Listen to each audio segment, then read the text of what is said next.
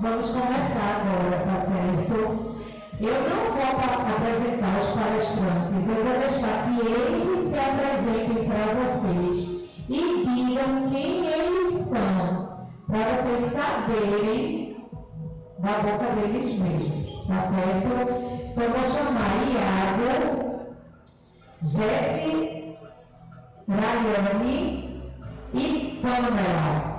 Eu vou dar o microfone, não é essa Pamela, tá? É outra. Eu vou dar o microfone para Iago e ele vai se apresentando e conforme for, os outros palestrantes já entraram todos. Pronto. Boa tarde, pessoal. Pessoal, meu nome é Iago, eu sou tecnólogo em radiologia, me formei aqui na Unibra em mais ou menos 2021. Trabalho na radioterapia do Hospital de Câncer de Pernambuco, tá? Já tem aí quase um ano, mais ou menos. Faço pós-graduação em dosimetria, tá? Radioterapia com ênfase em dosimetria. E vim aqui para a gente discutir um pouquinho sobre radioterapia com vocês. Boa tarde, gente. Me chamo Jessie Rayane. Fiz residência em oncologia, alguns cursos de radioterapia e tenho mestrado em educação e saúde. Eu vou falar um pouquinho, nós vamos falar um pouquinho para vocês, não é, sobre a radioterapia. Nós dois vamos mostrar um pouco da parte da atuação do enfermeiro, da assistência de enfermagem, e Iago vai falar um pouquinho sobre a parte de radiologia. Oi pessoal, meu nome é Pamela, eu sou enfermeira. Antes disso, eu sou Pamela, esposa de Caio Sérgio. Ele tá com vergonha, minha gente. Vamos bater uma salva de palmas para Caio Sérgio. Sou mãe de Mateu, eu sou enfermeira, sou sanitarista, fiz residência multiprofissional no IMIP. Vim de lá da Bahia para fazer residência aqui. E hoje eu sou mestrando em gestão e economia da saúde. E aí a gente vai falar um pouquinho sobre assistência de enfermagem na radioterapia, paciente na radioterapia, e eu vou falar um pouquinho de como é a cozinha da gestão nessa assistência, tá? E é isso. Nosso colega Iago vai falar um pouquinho do papel tecnólogo na radiologia.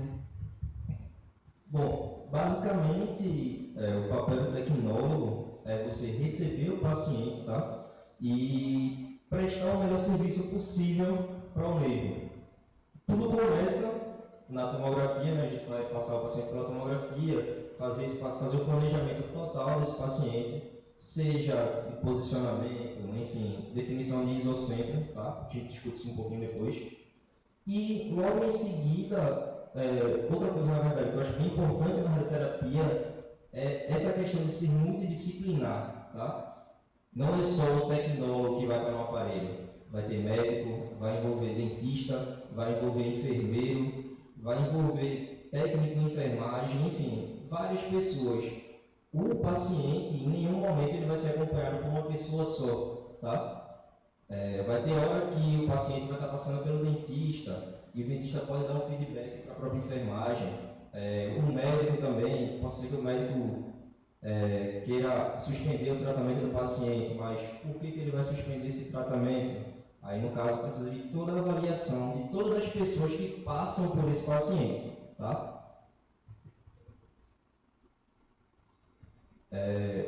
Continuando. Meu papel no setor é basicamente administrar o aparelho, tá? Empregar as técnicas radiológicas no paciente, tá? Então, outra coisa também que a gente pode atrelar a enfermagem nisso é que um paciente que passa pelo cobalto, ele tem mais chances de apresentar alguma lesão na pele, tá?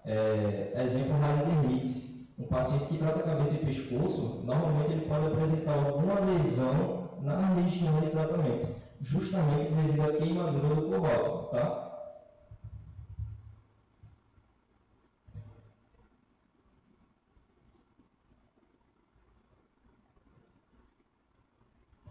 Eu vou passar para a Jéssica a continuidade, tá?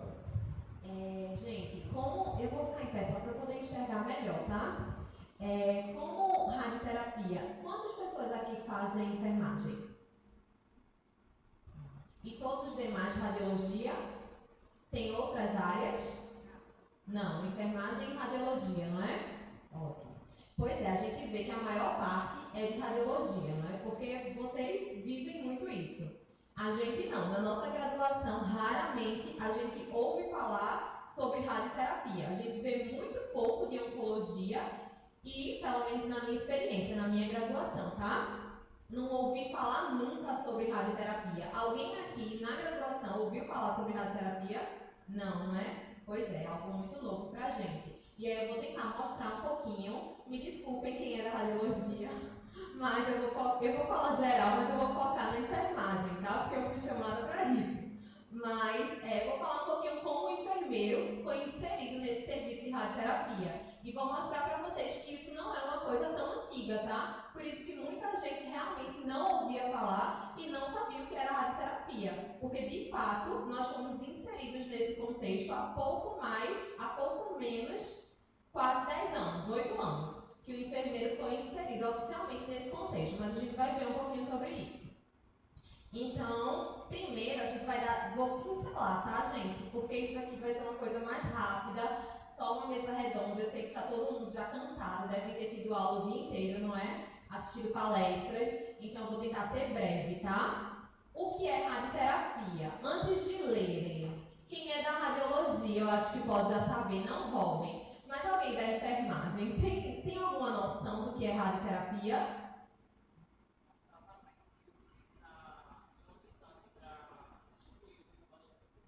Isso, exatamente.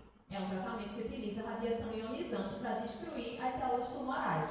E a gente vai ver que não só se utiliza para o combate ao câncer, para o tratamento do câncer, das neoplasias, mas também pode ser utilizado para o tratamento de doenças benignas, tá? Só que a nível de SUS a gente só consegue usar para tratar neoplasias. Então vamos lá. Radioterapia é o uso da radiação ionizante para fins terapêuticos, tá? De uma forma geral. Então, tem como principal objetivo entregar uma dose precisa de radiação em determinado volume, a fim de promover o controle ou a erradicação da doença, preservando os tecidos normais adjacentes. Quando a gente fala de radioterapia, antigamente havia muito preconceito. Por quê? Porque todo mundo ouvia falar muito sobre as toxicidades, as reações que esse tratamento podia causar no paciente. Até porque lá atrás a gente não tinha tanta tecnologia envolvida na radioterapia. E hoje a gente sabe que consegue sim fornecer um tratamento mais preciso, protegendo principalmente aquela região adjacente e os órgãos que estão em risco, não é? Ali ao redor do nosso volume-alvo. Então a gente consegue preservar e preservando as estruturas adjacentes, os tecidos normais, sadios, a gente consegue gerar mais qualidade de vida para o paciente. Então, quando a gente fala em oncologia, aumento de qualidade de vida, aumento de sobrevida do paciente, a gente fala também em qualidade de vida. Não adianta a gente fazer com que esse paciente viva 1, 2, 3 anos com uma péssima qualidade de vida, né? Então, quando a gente pensa no tratamento oncológico, a gente tem que pensar em algo que seja efetivo ali no tratamento daquela doença, mas que também traga qualidade de vida para esse paciente. Então, as indicações, de forma breve, tá? A radioterapia ela pode ter a finalidade curativa, não é? Pode ser feita a radioterapia exclusiva, pode ser feita a radioterapia concomitante, quando ela é associada com a quimioterapia, tá? Além disso, a radioterapia pode ser utilizada de forma neoadjuvante. O que seria isso? Seria o tratamento com radioterapia antes do tratamento principal, antes da cirurgia, na intenção de talvez reduzir o volume daquela doença, principalmente doenças mais avançadas, para depois conseguir, para o cirurgião depois conseguir operar. Além disso, ela também pode ser utilizada de forma adjuvante. Às vezes, mesmo após a cirurgia, a retirada daquele tumor, a gente permanece com margem positiva ou margem exígua, que é aquela margem mínima que o cirurgião consegue dar. E aí os estudos mostram que com isso alguns pacientes podem ter rapidamente uma recidiva da doença. Então, nesses casos também pode ter indicação de radioterapia adjuvante, tá? Além do tratamento das neoplasias, a radioterapia ela também tem indicação para o tratamento de doenças benignas, tá? Que seriam o quê? O tratamento de queloides, ginecomastia, meningiomas, tá? Só que aí, infelizmente, a nível de SUS a gente ainda não consegue fazer isso. Mas a gente consegue tratar amplamente neoplasias. E aqui, Iago até falou um pouco, né? Eu também sou do mesmo serviço de Iago, tá? Nós trabalhamos juntos. E aí, lá no serviço nós temos temos dois aparelhos, né? Que é a telecobaltoterapia, ou cobalto, como é conhecido, e o acelerador linear, tá? Em muitos serviços, o cobalto ele já está até aposentado, não é verdade, Iago? Em muitos, porque principalmente quando a gente vai a nível de sul, sudeste, por quê? Porque não é uma fonte de energia limpa. Então, quando aquela fonte ali do cobalto 60 decai, o armazenamento dessas fontes muitas vezes pode sim ocasionar um acidente nuclear. Então, para evitar isso, esses acidentes, e também como uma forma de utilizar uma energia mais limpa, hoje em dia, amplamente, na maioria dos serviços, são utilizados o acelerador linear, tá? Mas não quer dizer também que o cobalto não tem a sua função, que a gente sabe que tem, não é? A gente consegue tratar muitos pacientes com ele, então, assim, a nível de SUS é o que a gente ainda tem, e ele consegue, sim, fornecer um bom tratamento para o paciente. E aí, eu não vou me deter nisso, tá, gente? Porque realmente não vai dar tempo. Os outros ainda vão querer falar com vocês um pouquinho sobre radioterapia, enfim. Mas nós temos algumas técnicas, tá? Que são 2D, ou a técnica convencional, a tridimensional, que é o 3D. A gente tem IMRT, que é de modulação de intensidade de feixe, tá? A gente tem radioterapia intraoperatória, radiocirurgia, IGRT, que é a radioterapia guiada por imagem. Então, hoje em dia a gente tem muita tecnologia. Essas técnicas, todas essas técnicas, conseguem fazer exatamente o que a gente falou no início. Conseguem poupar. Cada vez mais a gente tem conseguido poupar o tecido ali adjacente e preservar para que esse paciente não tenha tanta toxicidade, principalmente as tardias, tá? E aqui, eu vou passar, porque assim, tá um pouquinho longo, tá? E os meninos ainda vão falar. Não sei como é que vocês estão e nem quanto tempo eu tenho, mas me deram em torno de 20 minutos, não é? Tá. Então, rapidinho, nós temos o fracionamento clássico, o hipofracionamento e o ultra-hipofracionamento, tá? No clássico a gente utiliza em média de 1,8 a 2 grays de dose por dia. No hipofracionamento a gente utiliza doses acima de 2 grays e no ultra-hipofracionamento nós utilizamos dose acima de 5 grays por fração, tá?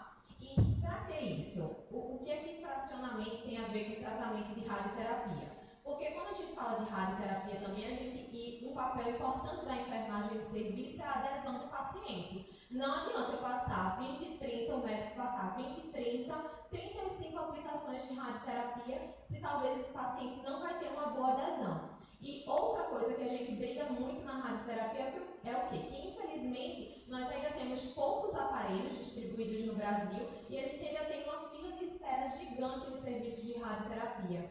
Então, quando a gente fala sobre hipofracionamento, ultra-hipofracionamento, a gente fala também em melhor adesão do paciente ao tratamento e a gente fala também sobre reduzir fila de espera, porque a gente consegue oferecer o mesmo tratamento para o paciente com a mesma qualidade e em menos dias. Então, além de ter uma melhor adesão, a gente também consegue reduzir as filas de espera.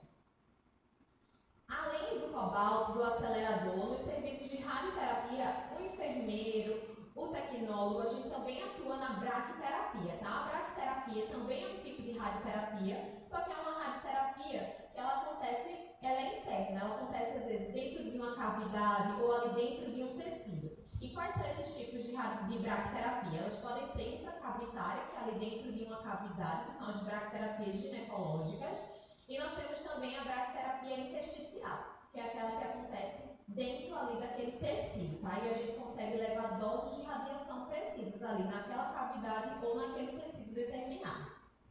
E aí nós também temos a braquiterapia de baixa taxa de dose, média taxa de dose e alta taxa de dose. A que é comumente utilizada nos serviços é a de alta taxa de dose, porque a gente também consegue fornecer um tratamento preciso e em menos tempo, tá? Então é a que é mais usualmente utilizada. E aqui só para vocês terem ideia, porque às vezes a gente fica falando esses termos diferentes, não é? Acelerador, braquiterapia, e muita gente nunca nem viu. Então eu coloquei algumas imagens só para vocês terem noção do que são esses aparelhos, esses equipamentos, tá?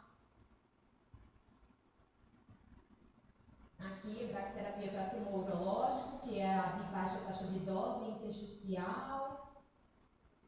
E aí a gente vai falar um pouquinho sobre as complicações, tá? E nessa etapa entra o grande papel também da enfermagem. Não só isso, tá? Mas nisso também. A radioterapia, como todo tratamento, tá, gente? Às vezes existe um preconceito com a radioterapia, mas cirurgia causa reação adversa no paciente, alguma complicação ou toxicidade. Quimioterapia causa inúmeras complicações ou toxicidades e a radioterapia também. Como todo tratamento, às vezes uma medicação que o paciente usa comumente em casa causa também algum efeito adverso. Então, com a radioterapia não seria diferente, tá? Então, nós temos as complicações agudas e tardias, e que podem estar relacionadas a várias coisas, tá? Não necessariamente a uma falta de assistência a esse paciente, tá? Mas pode estar relacionada à dose total de radiação, à dose por fração, tempo total do tratamento, a energia utilizada, a associação do tratamento concomitante com quimioterapia, não é? Fora as variáveis individuais desse paciente, que seriam comorbidades, idade, resposta individual à radiação. Então, quando a gente vai acompanhar e fazer o manejo do paciente nas complicações que ele pode ter relacionadas à radioterapia, a gente precisa avaliar todo esse contexto, tá? E aí, o enfermeiro como corpo técnico do serviço de radioterapia. Quando o enfermeiro foi inserido nesse contexto? No ano de 2012, no Rio de Janeiro, aconteceu um acidente no serviço de radioterapia. Uma menina de 7 anos, se eu não me engano, Maria Eduarda, ela estava tratando uma leucemia e aí por um erro no cálculo do tratamento dela, esse erro passou pelo físico, passou pelo médico despercebido, pelos tecnólogos que estavam tratando, né, pela equipe em si. E aí essa criança foi a óbito por um erro no tratamento, né? Então, a partir desse acidente que chocou o Brasil inteiro, a CENEM, que é a Comissão Nacional de Energia Nuclear, ela começou a ver várias estratégias para que pudesse gerar uma maior segurança no tratamento desse paciente, tá? Então, diversas estratégias foram tomadas, como duplo check na ficha de tratamento, não é? O acompanhamento do médico na primeira aplicação de radioterapia desse paciente, do médico e do físico, dentre outras propostas, não é? Que a gente sempre fala que radioterapia e também qualquer outro serviço de saúde funciona como um queijo suíço, né? E aí nesse queijo suíço a gente tem várias fatias e a gente tem todos os profissionais dessa equipe multidisciplinar. E aí cada um vai ter seu papel na tentativa de barrar os possíveis erros, né? Porque nós somos humanos e todos estão vulneráveis a erros. E no serviço de radioterapia não é diferente, tá? Mas aí a gente tenta cada vez mais fazer com que esses erros sejam identificados e consertados. Então, no ano de 2014, com essas medidas realizadas pela CENEM, o enfermeiro ele começou a ser parte integrante do serviço de radioterapia. Até então não era. Então, de 2014 para cá, 8 anos, foi quando o enfermeiro foi inserido nesse serviço. Então, quando a gente fala de radioterapia também, a gente fala sobre normas de radioproteção, tá? E aí é muito importante a gente estar ciente disso. Os meninos de radiologia com certeza já ouviram amplamente falar sobre isso, né? Então, o que são essas normas? São um conjunto de medidas que visam proteger o homem e o ecossistema de possíveis efeitos indesejáveis causados pela radiação ionizante, tá? Então, quem fiscaliza essas auditorias para verificar o cumprimento de todas essas normas é a CENEM, tá? Que é o órgão que fiscaliza a radioterapia.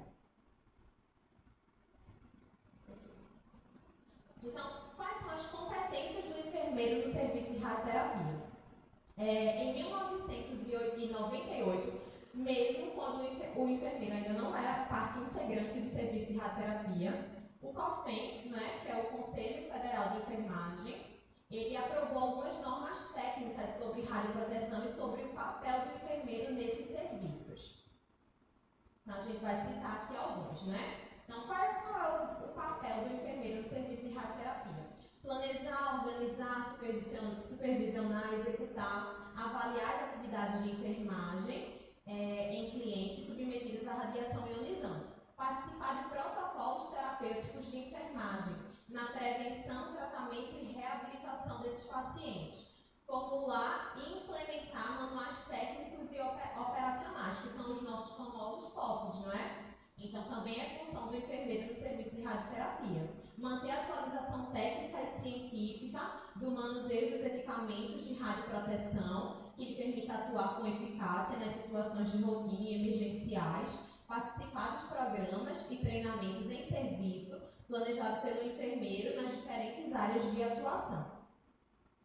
Então, isso o COFEN fez foi para a atuação do enfermeiro nos serviços, não só de radioterapia, tá? Mas nos serviços gerais, que trabalham com energia nuclear. Então, radioterapia, tomografias, ressonâncias, serviços de ressonância magnética, tá? Então, além disso, o enfermeiro ele também atua na prevenção das toxicidades, que são essas reações que a radioterapia pode causar. E aí, como é que a gente atua na prevenção? Todo paciente, quando ele chega no serviço de radioterapia, ele passa por uma primeira consulta de enfermagem, tá? E nessa primeira consulta nós vamos dar todas as orientações sobre os procedimentos que esse paciente vai fazer, sobre os cuidados que ele precisa ter durante o tratamento, sobre as possíveis reações que esse tratamento pode causar. Além disso, esses pacientes eles também são acompanhados semanalmente pelo enfermeiro, tá? Para que a gente consiga estar identificando essas possíveis toxicidades e reações ao longo do tratamento. Além dessas revisões semanais, o enfermeiro também atua com demanda espontânea. Então, mesmo que aquele paciente tenha passado já pela revisão semanal, se ele tiver qualquer queixa, ele também vai procurar o enfermeiro e ele vai relatar essa queixa e, se necessário, a gente encaminha também para a consulta com o médico, tá? E, além disso, o enfermeiro ele também faz o acompanhamento após o tratamento. Se esse paciente finaliza a radioterapia e permanece com alguma reação, radiodermite, mucosite e, enfim, qualquer outra reação que possa ter durante o tratamento, a gente também acompanha até que seja solucionado, tá certo? Isso aqui é só explicando, detalhando mais o que eu já falei, vou passar, tá? Então, intervenções de enfermagem no manejo das toxicidades. Então, a gente atua prevenindo e a gente também atua no manejo, na assistência dessas toxicidades, tá? E como é essa atuação? Na identificação dessas toxicidades, na consulta de enfermagem ou nas demandas espontâneas, a gente também avalia e maneja aquelas lesões que esse paciente possa apresentar, no acompanhamento dessas toxicidades. Muitas vezes o paciente ele também precisa ficar suspenso durante o tratamento, para que o tecido saudável, esse tecido adjacente, possa se recuperar e aí depois ele retorna ao tratamento quando tem uma melhora clínica. Essa suspensão nunca pode ser de muito tempo, tá? Porque a gente tem que lembrar sempre de duas coisas. Que eu não sei se vocês já ouviram falar, mas é o que a radiobiologia fala. Enquanto a gente tem essa preocupação para que o tecido adjacente, que está ali ao redor do tumor, se recupere, para que tenha aquela fase de reparo, a gente também tem a preocupação para que a neoplasia, o tecido celular tumoral, ele não continue se multiplicando. Então, por isso que a gente nunca pode dar grandes intervalos, tá? Mas às vezes é necessário, porque senão o paciente não vai suportar o tratamento. E aí o encaminhamento da equipe multiprofissional, que é muito importante, tá? Mesmo não tendo aqui ninguém de outras graduações, mas no serviço de radioterapia a gente conta amplamente com a equipe multiprofissional, tá? Então a gente conta amplamente com os dentistas, nutricionistas, psicólogos, tá? Serviço social, a gente conta amplamente com essa equipe, são fundamentais sempre. Mucosite, que são lesões na boca, eu acho que já foi falado mais cedo, não foi que tinha um dentista por aqui. Então, mucosite são reações que podem acontecer na boca do paciente, tá? A inflamação ali daquela mucosa, que são lesões que são bem semelhantes com aftas, tá? Mas é diferente porque são lesões radioinduzidas, tá certo? Então, a fisiopatologia é um pouco diferente das aftas, mas é bem parecida. Eu vou ter imagens para vocês visualizarem depois. Então, além da mucosite, a gente tem também xerostomia ou hipossalivação, que seria o quê? A diminuição da produção de saliva mesmo, tá? Porque as glândulas salivares, elas também são afetadas no tratamento dessa região do cabeça e pescoço. Disfagias, que são dificuldades para esse paciente deglutir. Odinofagia, que seria dor para ele deglutir, é muito comum também durante o tratamento. Disfonia, rouquidão, alterações na pele, que são as famosas radiodermites ou radiodermatites, tá? Alteração no paladar, infecções orais, esses pacientes eles têm uma imunidade comprometida, então infecções fúngicas são muito comuns também durante o tratamento com radioterapia. Aqui eu vou passar e só para mostrar para vocês. Aqui eu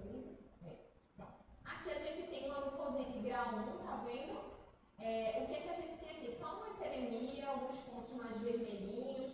Aqui já evolui para um grau 2, a gente já tem algumas úlceras, a gente também tem aqui algumas pseudomembranas. Então, esse paciente aqui, a gente já fica observando quando o paciente evolui no máximo de um grau 2 para grau 3. Muitas vezes esse tratamento já é suspenso, tá? Por um tempo, até esse paciente poder se recuperar. Então, aqui a gente já tem uma mucosite grau 3, que tem já essas úlceras já amplamente disseminadas, esse paciente já tem mais pseudomembranas, a dieta já mudou também. No início, muitas vezes, esse paciente aqui ele consegue ainda ingerir dieta sólida, mas aqui do grau 2 para 3 ele já tem uma alteração na dieta, ele já está comendo mais pastoso ou líquido. E aqui radiodermite, né? O que é a radiodermite? Também é um efeito que é bem comum durante o tratamento com radioterapia, tá? Para vocês terem noção, de 80 a 90% dos pacientes tratando essa região do cabeça e pescoço vão apresentar algum grau de mucosite ou radiodermite, tá? Então não é algo incomum, é algo bem comum que a gente encontra rotineiramente mesmo, durante o tratamento. Então, só para vocês terem ideia, eu acho que eu tenho uma foto melhor aqui, né? Aqui a gente tem uma radiodermite, ó, grau 1, que vem também com essa hiperemia. Aqui a gente já evolui para grau 2, que tem hiperemia já evoluindo com descamação seca. Aqui a gente já evolui para uma grau 3, que tem uma descamação úmida e pequenas áreas já de necrose. E aqui a gente já tem muita área de necrose, tá? É importante saber que a gente nunca vai deixar o paciente evoluir até uma grau 3, tá, minha gente? Pode ser que aconteça, a gente não pode nem falar nunca. Mas assim, sempre o tratamento ele vai ser suspenso por um tempo quando evolui para esse grau 3, tá? Para que esse paciente não tenha uma complicação que a gente não consiga mais manejar. Aqui eu vou passar. Aqui está falando detalhadamente cada um, mas eu já expliquei para vocês no contexto geral, então eu vou só passar, tá? E aqui a gente vai falar só sobre algumas complicações na radioterapia de mama.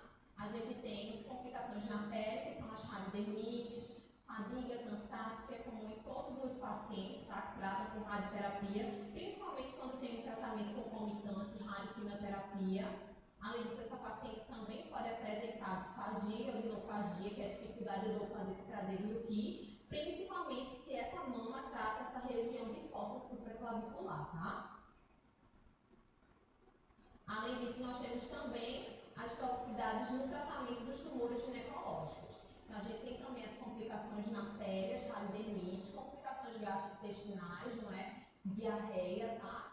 A gente tem náusea, vômito, fadiga. A gente também pode ter proctite, disúria, tá? Que seria dor para urinar, dor para evacuar também. Porque o que é que acontece? Todos os órgãos que estão inclusos ali no campo do tratamento, por mais que no planejamento o médico tente poupar esses órgãos que estão em risco, ainda assim acabam recebendo um pouco de dose de radiação, tá? Então, por isso, como a radioterapia ela causa essa inflamação geral, esses pacientes podem ter essas complicações, mas como eu falei, geralmente de um grau 2 para grau 3 a gente já suspende o tratamento por um tempo para que esse paciente consiga se recuperar e aí depois ele retorna o tratamento. Aqui é só uma complicação também, que é bem comum, tá, do tratamento com do câncer ginecológico, principalmente bracterapia, que hoje em dia a gente trata, infelizmente, muitas mulheres jovens com câncer de colo uterino, e aí uma complicação bem grave que afeta muito a qualidade de vida dessas pacientes é a estenose vaginal, que é o estreitamento e o encurtamento desse canal vaginal, tá? Então isso é bem comum, então por isso que é bem importante a orientação dessas pacientes após o tratamento em relação à utilização dos dilatadores vaginais e também o encaminhamento para a fisioterapia pélvica, tá? É bem importante esse acompanhamento, porque essas pacientes jovens, elas precisam, a gente precisa pelo menos tentar induzir, né? Para que elas voltem a ter uma vida normal. Então, a gente precisa incentivar que elas voltem a ter relação sexual, que elas voltem a ter uma vida sexual ativa. E aí, com essa complicação fica bem difícil, bem complicado, mas por isso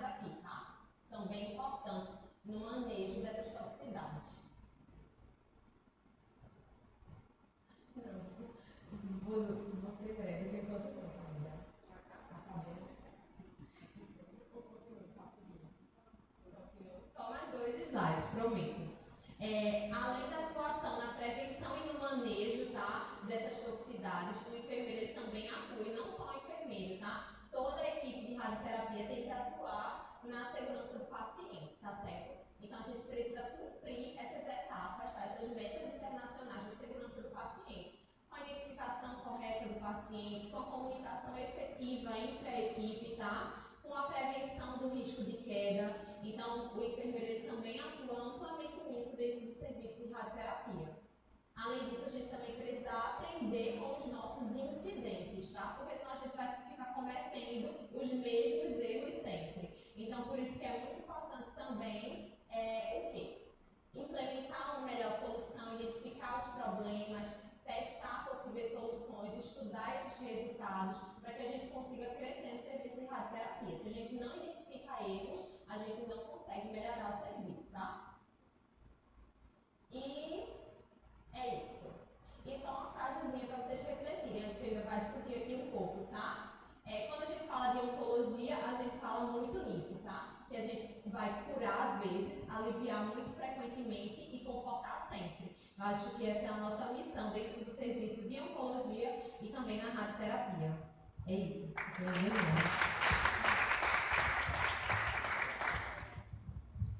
Eita, vamos lá. Como eu falei para vocês, meu nome é Pamela. A gente vai abrir aqui um slide para a gente só ter uma visualização assim, do que eu vou falar. É Jéssica, né? E como Jéssica falou, a maioria aqui é radiologia, né? Mas eu acho excelente isso. Por quê? Ver a visão da enfermagem também é bom para vocês. A gente foi chamado ele para falar um pouquinho da radiologia, ela para focar mais na parte técnica da enfermagem, do paciente da radioterapia, e eu vim falar dessa equipe como um todo. Eu vou falar da gente junto, né? Eu, enfermeira, vocês radiologistas, e o resto todo da equipe, e a visão como gestora e uma visão diferenciada desse paciente. Afinal, a gente está em um congresso de tecnologias e inovações na saúde, né? Já falei um pouquinho para vocês do que eu sou, e além do que eu falei, eu trabalho hoje no ambulatório de saúde do idoso no Hospital Eduardo Campos e sou mentora em gestão de pessoas. Comecei mentorando alguns alunos e aí acabou expandindo para pequenas empresas que procuravam, estou com alguns conflitos, me ajuda aqui, e aí a gente ajudava essas pequenas empresas. E aí, antes da gente falar propriamente dito da gestão, eu queria convidar vocês para a gente ter um momento de reflexão, tá? Eu queria que todo mundo fechasse os olhos, se desconecta aí desse celular, todo mundo feche os olhos e a gente comece a imaginar este paciente que chega para mim, Pamela, enfermeira, no setor de radioterapia, né? Esse paciente, ele chegou, estava com uma dor, vamos supor, na língua. Ele começou com uma dor, foi procurar no pai Google e ele falou assim, olha, tu tá com câncer, vai morrer, etc. Ele falou, eu devo procurar um médico.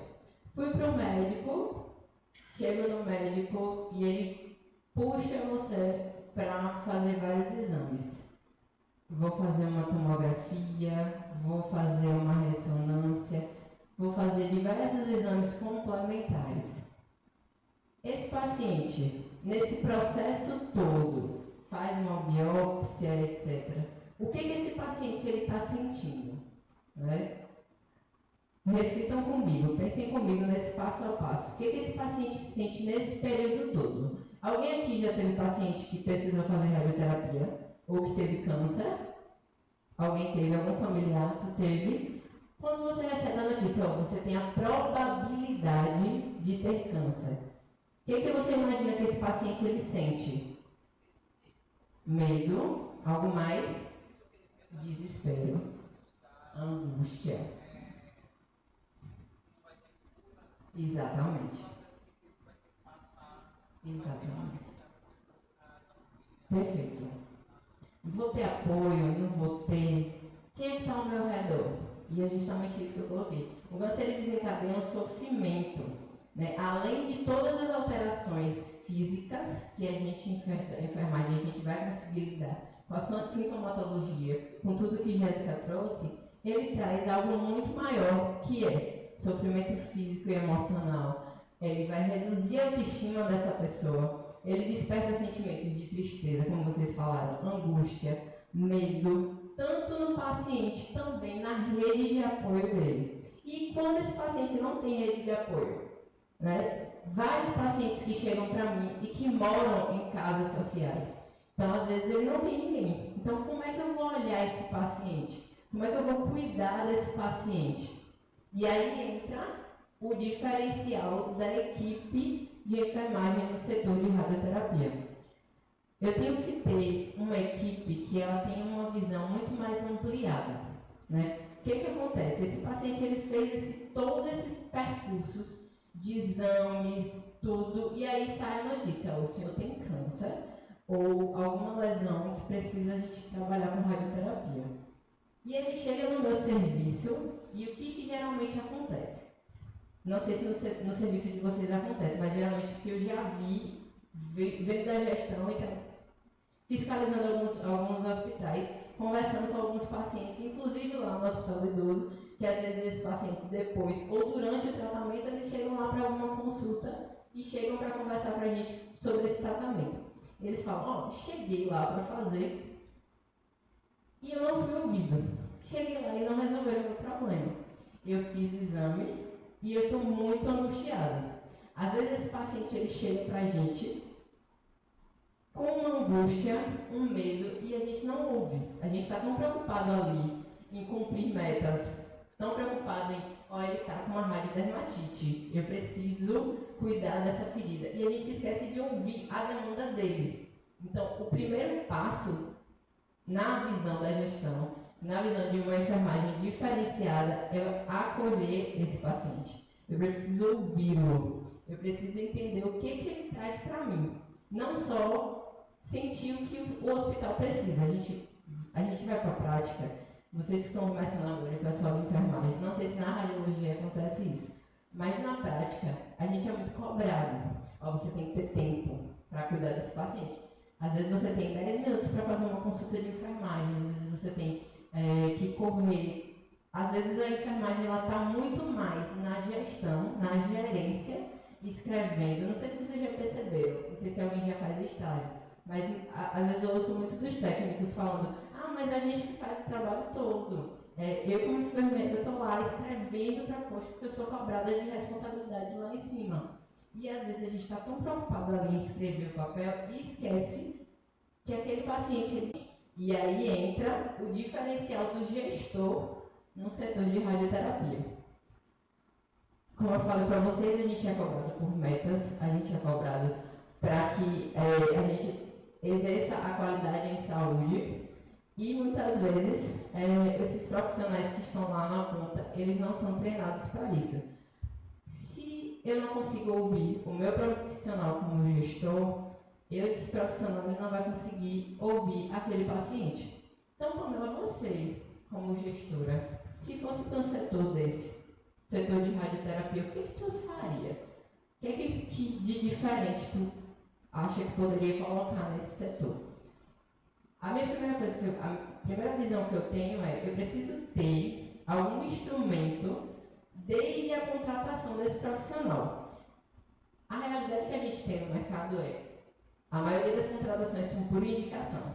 Isso é verdade?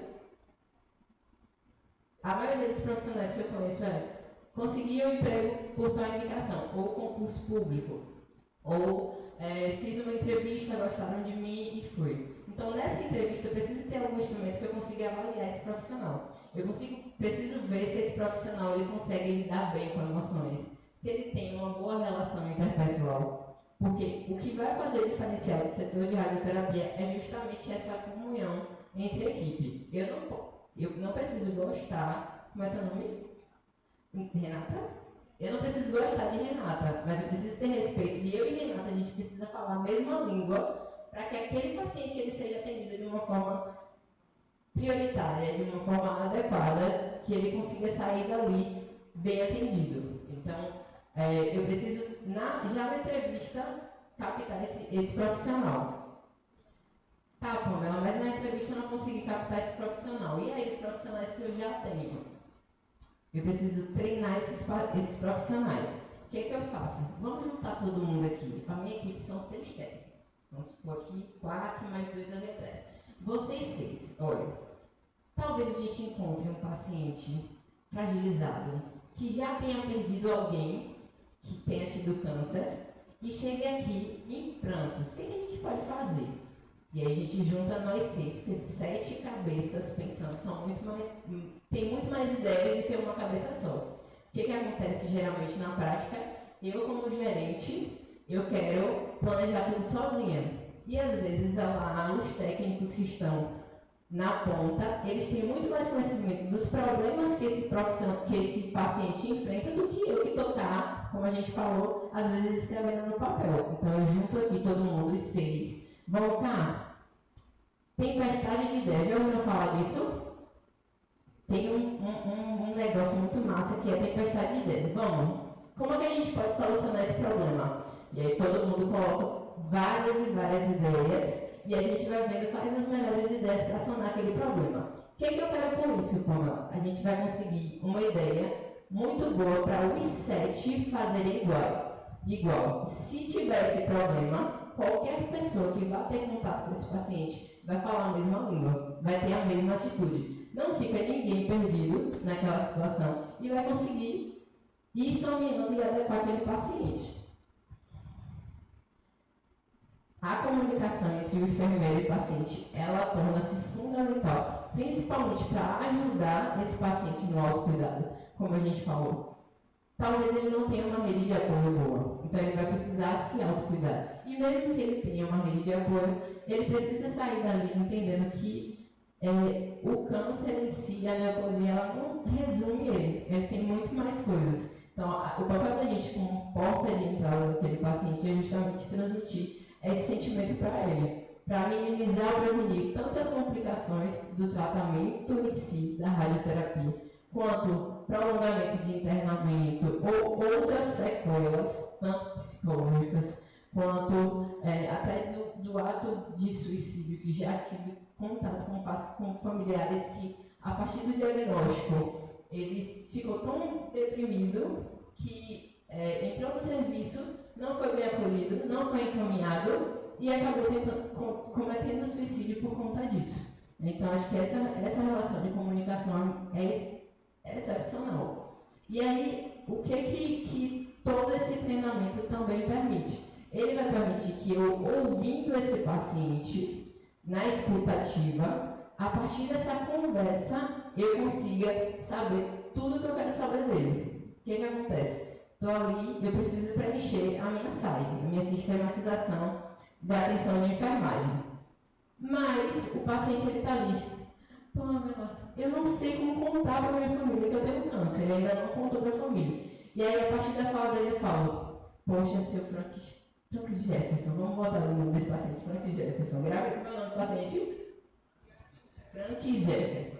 Poxa, seu Frank Jefferson, mas quem é que mora com o senhor? Eu já vou ficar sabendo quem é a família, quem é a rede de apoio desse paciente. Eu moro com a minha esposa, eu tenho meus filhos, eles dependem de mim, eu não vou ter como trabalhar. E o senhor trabalha com o que, seu Frank Jefferson? E aí ele vai falando. Então, a partir da demanda dele, eu puxo o que eu quero saber. E aí eu vou sabendo onde ele mora, como é a casa do senhor. O senhor tem algum lugar que o senhor possa tomar banho? Ou o senhor está com uma ferida assim assado? Eu vou precisar que o senhor venha mais vezes no ambulatório para fazer um curativo. Eu vou precisar que o senhor faça isso. O senhor consegue? É muito longe. Então, eu preciso ter essa comunicação. Eu preciso saber se ele faz atividade física, porque dependendo de alguns tratamentos ele não vai poder fazer mais. Então, eu preciso saber se ele tem fé. E qual é a fé que ele tem? Qual é a espiritualidade dele? Qual é a religião? Porque às vezes a gente quer empregar a nossa religião ao paciente. E isso não pode. Às vezes a gente chega, Deus vai ajudar o senhor, Deus sabe de tudo. Ele tem todos os propósitos. Mas esse paciente ele pode ser da Umbanda, ele pode ser do Candomblé. E aí a figura de linguagem vai ser diferente. E aí eu preciso saber quem é esse paciente, qual é a espiritualidade. Porque geralmente no câncer, essa espiritualidade ela vai estar fragilizada. Porque um dos diferenciais também desse paciente é que ele vai estar questionando para a gente os porquês. Mas por que isso aconteceu comigo? Por que Deus permitiu isso comigo? Então, a gente precisa entender aonde a gente vai atuar.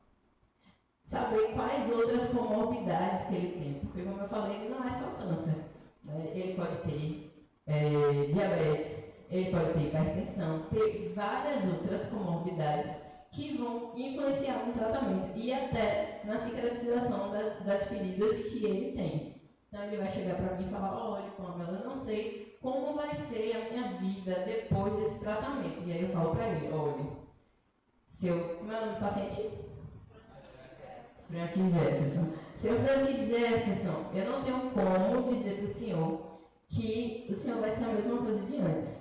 Mas eu tenho como ajudar o senhor com essas mudanças todas que o senhor vai ter. Como a Jéssica falou, o senhor vai ter boca seca. E não é falar xerostomia, tá? Que o meu paciente não vai entender. Então o senhor vai ter boca seca, o senhor vai ter uma inflamação na mucosa e na boca, o senhor vai ter. Talvez o senhor tenha uma inflamação assim na mandíbula. E aí a gente vai falando para ele, explicando para ele todas as alterações que ele vai ter com o tratamento. E aí eu falo, o senhor vai ter todas essas alterações. E aí eu preciso também identificar quais são as alterações psicológicas que esse paciente tem. E quais as necessidades de apoio social que esse paciente vai ter. Tenho todos os sintomas físicos, psicológicos e sociais, porque a gente não é feito só do físico. A gente tem toda uma estrutura que nos envolve. E aí, a partir disso, eu falo, olha, como é o nome do paciente? Vou perguntar tudo agora. Frank Jefferson, seu Frank Jefferson, o senhor vai ter todas essas alterações, mas não se preocupe, porque a partir de mim, eu vou encaminhar o senhor para um oncologista e ele vai fazer algum acompanhamento com o senhor. O senhor vai ter o acompanhamento de um dentista para essas alterações que tem com a radioterapia na mandíbula. O senhor vai ter um tecnólogo de radiologia ou um técnico de radiologia junto com o senhor. E olha, ele é o responsável por isso, isso e isso. Que agora que vocês conhecem Iago já colocou, quem é da enfermagem já sabe qual é o papel da radiologia. Então eu vou falar, ele vai fazer isso e aquilo. Pronto. A terapeuta ocupacional, vocês conhecem essa profissão? Muita gente não conhece, mas é uma profissão excelente. Ela readapta as situações, as atividades cotidianas da gente, que pra gente é muito normal, escovar os dentes, comer, mas que um paciente, por exemplo, com câncer de língua que vai passar por essa radioterapia, vai ter muito mais dificuldades do que a gente. Então ela readapta toda essa atividade cotidiana para a mudança dele. Tem um assistente social que pode ajudar o senhor nessa rede de apoio. E eu vou ter que trabalhar desde a recepção, o maqueiro que vai ser responsável para levar esse paciente por dentro do hospital. Eu preciso trabalhar toda a equipe e mostrar para esse paciente essa equipe multidisciplinar que eu tenho para trabalhar com ele. Planejei lá, junto com essa equipe toda, o que Frank Jefferson vai fazer. A gente está num congresso de inovações, não é isso? Eu trouxe para vocês uma coisa chamada oncologia integrativa, que é algo teoricamente novo, que é a implementação das PICs e algumas outras terapias no tratamento do paciente com câncer. Então, eu posso usar tudo isso para fazer com que esse paciente não sofra tanto naquele momento. Eu tenho musicoterapia, acupuntura, massagem, meditação, grupo de oração, e aí eu vou separar de acordo com as religiões, contação de histórias, auriculoterapia e reiki. Pamela, isso eu não tenho no SUS. Até um tempo atrás, eu não tenho como dizer agora, a auriculoterapia é um curso patrocinado pelo Ministério da Saúde. Abria vagas uma vez durante um ano, se eu não me engano, de 6 em 6 meses abria, e as pessoas que trabalhavam na unidade básica de saúde poderiam se inscrever. Eu preciso encontrar na minha rede quem pode me ajudar com isso. No SUS eu tenho reiki, auriculoterapia, massagem, e aí incluir tudo isso dentro do meu serviço. Pamela, no hospital eu não consigo. Tá, mas onde é que eu posso encaminhar esse paciente para ele ter algo parecido com isso? Então a gente vai se adequando de acordo com a rede que a gente tem. E no final, eu preciso avaliar se tudo que eu estou estou fazendo está dando certo. O que eu fiz antes? Eu diagnostiquei os problemas junto com o Frank Jefferson. Cheguei com meus companheiros de trabalho, decidi o que eu ia fazer, né? Fiz os diagnósticos e implementei as ações que eu quero fazer. Fiz lá um grupo de oração, fiz um setor de musicoterapia para os pacientes que estão internados. Tá, e aí, tá funcionando tudo isso? Porque a gente esquece disso. De monitorar aquilo que a gente já implementou. E aí eu preciso monitorar os indicadores, ver se avaliar a satisfação desse cliente, ver se ele realmente está gostando, porque às vezes o que eu acho que é bom para mim pode não ser bom para eles. Eu preciso ter uma reunião de equipe para saber se a equipe está achando tudo legal, se eles estão gostando da minha gerência, se eles estão gostando de aplicar aquele método e avaliar de uma maneira geral. Para que, com que finalidade eu preciso avaliar? Eu preciso transformar aquele ambiente e eu preciso obter um cuidado seguro para aquele paciente. Eu preciso ter um cuidado seguro, livre de danos, que possibilite reconhecer erros, que colabore com a promoção da segurança daquele paciente, que promova um ambiente onde as chances de falhas e danos sejam mínimas, para que assim eu consiga ressignificar essa doença, ter uma melhor qualidade de vida para esse paciente e assim diminuir o tempo de hospitalização dele.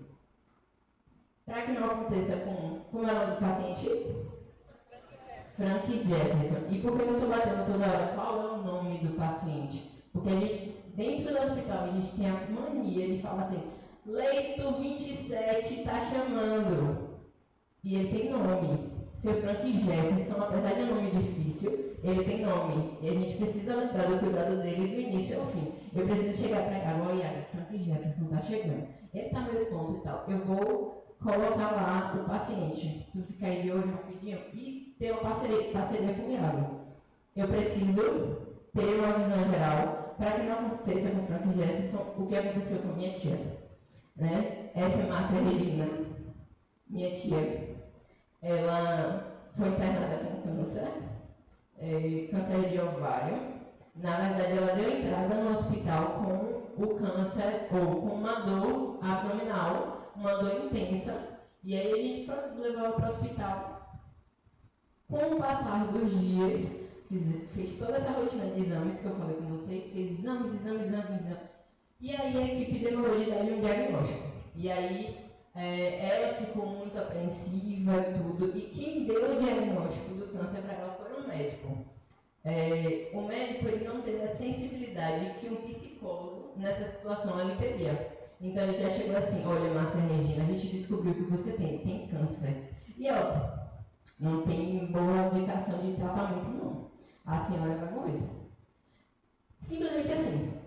Então, para ela receber essa notícia, ela fez assim, a gente não tem mais o que fazer.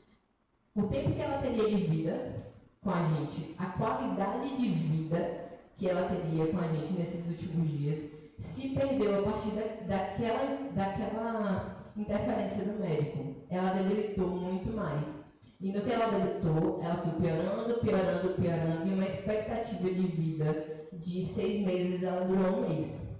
Então, que a gente saia daqui com esse pensamento de transformar vidas das pessoas que cheguem no setor da gente, seja ele de radioterapia, seja onde vocês estiverem. Se vocês estiverem na gestão, aquilo dali não é um número. Ali é Frank Jefferson, ali é Márcia Regina. E é isso. Obrigada.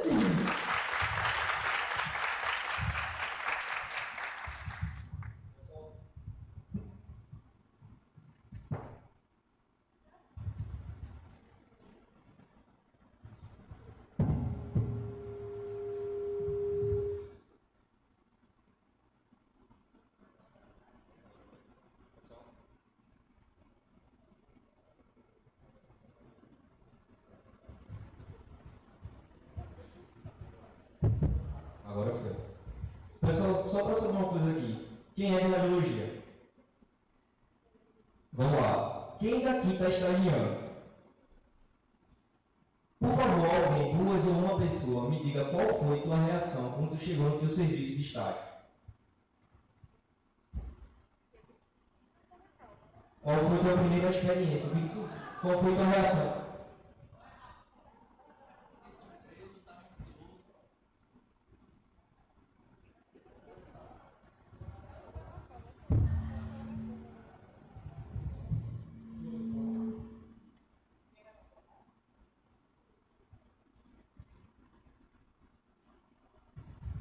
Eu fiquei surpreso, eu estava ansioso demais e não vi aquela hora de chegar. Inclusive, o meu estágio foi até antecipado de tanta seriedade que eu queria. Eu queria aproveitar aquele momento a todo tempo.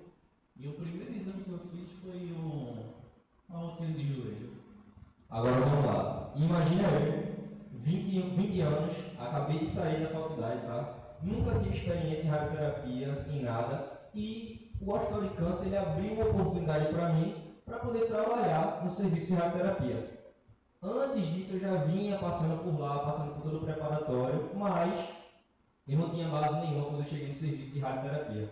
Saí totalmente imaturo da faculdade, tá? E essa foi a minha primeira sensação quando eu cheguei no serviço de radioterapia. Foi um mundo novo. Eu não tinha noção do que era a radioterapia. Só por Pamela mesmo, que ela foi minha professora de radioterapia e a minha base foi dela, tá? Mas quando eu cheguei lá, eu vi que era totalmente outro mundo. Foi uma responsabilidade muito grande nas minhas costas, porque eu tinha que gerir aquele serviço da melhor forma possível.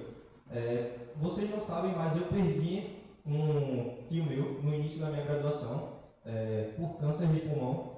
Ele passou por todo o processo que o paciente comum passa, radioterapia. E o que eu tenho para mim quando eu vou trabalhar? Pois eu não tive a chance de ajudar o meu tio. Eu não tive a chance de passar, não tive a chance de realizar a cura dele. Trazer você dali, não só como seja humano, preste seu serviço de melhor qualidade possível. Uma experiência, teve uma paciente que tratou comigo que ela era de Exu, terra de Luiz Gonzaga, para quem não conhece. E essa paciente, no início, ela era muito fechada, estava tratando pelve, então, ela, de certa forma, para quem é mulher, ver o homem mexendo com o seu corpo é constrangedor. Então, o que eu comecei a perceber quando eu estava tratando ela? Ela falava muito, ela era idosa, ela tinha deficiência mental, e ela falava muito sobre o Luiz Gonzaga. E na minha sala de radioterapia do aparelho, lá tem um sonzinho Bluetooth, que tanto dá para eu ouvir o que está se passando dentro da sala, como ela ouvir também. Eu comecei a colocar música de Luiz Gonzaga para acalmar essa paciente. E depois que eu comecei a fazer isso, essa paciente teve uma evolução absurda. Começou a ficar mais interativa comigo, tanto com a equipe também, demonstrou ser mais carinhosa, perdeu aquela vergonha de ficar tímida, retraída demais, porque isso também vai me ajudar no meu dia a dia. Imagina estar lá, você pegar um paciente tenso, uma sala gelada, com um rapaz que você nunca viu na vida, imagina ter que tirar tua roupa para isso. É tenso, principalmente para vocês mulheres. Então, de certa forma, ela começou a ficar mais relaxada com isso. Até para posicionar ela, ficou bem tranquilo, tá? Em relação ao que eu faço hoje, o paciente basicamente chega ao serviço de radioterapia com um intuito só, tratar, tá? Eu tento me prestar da melhor maneira possível, tanto no início do tratamento ao fim, tá bom? Eu trabalho com o aparelho cobalto, tá bom? Como as meninas falaram, o cobalto está começando a entrar em extinção, mas pelo fato de ainda ser uma boa tecnologia para o hospital, falando sobre o hospital, a gente mantém o uso dele ainda, tá bom? Mas também tem um acelerador linear lá. Tenho experiências nos dois e, basicamente, como as meninas falaram sobre a reação, falando um pouco sobre a reação, eu sou a pessoa, basicamente, eu sou a pessoa que tem mais contato com o paciente. Se a gente for parar para pensar, o paciente vai passar por onde? Mais aonde? Na sala do enfermeiro ou na minha sala com o aparelho? No aparelho.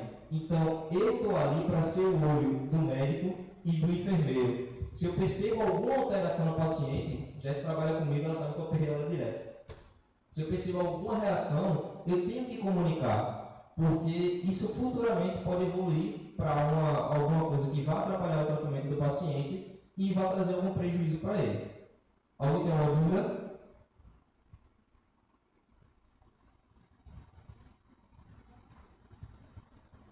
Alguém quer perguntar alguma coisa? Liga, Renata. Para baixo. Pronto. Não, só uma ressalva que você tinha falado anteriormente. Eu acredito que as palavras ela têm poder. Então, tudo que você transmite para o outro absorve. Então, esses pacientes que têm esse tipo de problema, eles já têm um lado emocional bem fragilizado. Então, se eles já estão fragilizados, porque eu, com minhas palavras, vou acrescentar mais isso para essa pessoa. Então, é importante que a pessoa saiba escutar. Não precisa ser um psicólogo ou uma psicóloga. Por isso que existem as cadeiras que ensinam para a gente entender o outro, escutar, para poder a gente ter uma base e seguir no que ele está dizendo, para a gente, pelo menos, trazer uma palavra de conforto, porque o problema já existe. Então, vamos agora tratar esse problema. E mesmo que ele demore um pouco a ser tratado, é importante sempre fortalecer essas pessoas, colocar as amizades, em quem eles se apoiam, se tem uma família. Então, é bem interessante esse tema, né, que inclusive eu já estudei esse tema há certo tempo. Então, eu gostei muito. Então, era só uma ressalva do que você colocou. Perfeito o que tu disse. E quando tu coloca, né, a gente precisa medir nossas palavras, a gente precisa saber o que falar. E aí eu olho também para esse profissional, né? Quem cuida do cuidador? É uma frase que eu sempre ouço e que faz total sentido para mim. Quem é que está cuidando desse profissional? Porque, na realidade, eu estou tendo um profissional que ele vem de outro emprego, que ele está ali, passa a madrugada sem dormir, está ali com vários problemas e que aí ele precisa lidar com mais problemas. Ah, Pamela, mas esse profissional não tem nada a ver. Vou dizer por experiência própria. Eu sou formada em gestão, mas meu primeiro emprego foi de assistência. Por quê? Se eu não arranjasse um emprego, eu teria que voltar para a Bahia. E aí, se eu não tivesse dinheiro para me manter aqui, eu teria que ir embora. Então, às vezes, a gente vai encontrar a alternativa que a gente tem para sobreviver. Então, aí, a gente vai para setores que a gente não tem tanta afinidade. Então, eu tenho esse profissional que ele tem 2, a radiologia, que tem uma flexibilidade maior de horário, que é 24 horas, tem 3 empregos, meu esposo ele trabalha em 3 empregos. Então, é um esgotamento emocional muito grande. Então, se eu na gestão, eu não consigo olhar esse profissional como um olhar diferenciado, eu vou ter profissionais extremamente esgotados que vão transmitir esse esgotamento para o paciente. Então, é tudo um conjunto, né, de olhares diferenciados, não é isso? Mais alguém, minha gente? Vocês estão tristes, Palma para os palestrantes. Eu queria agradecer a eles. Poxa, que pena que eles não deram essa palestra com a vitória lotada de manhã. Foi muito boa a palestra. E eu queria agradecer para eles e agradecer para vocês que ficaram aqui até o final. E amanhã é o dia dos minicursos, igual eu falei no início, eu espero vocês às 10 da manhã, tá? Aí vocês vão dormir até um pouquinho mais amanhã. Tchau, podem ir. Vamos, porque senão eu não posso sair enquanto todas não saírem. Vamos embora!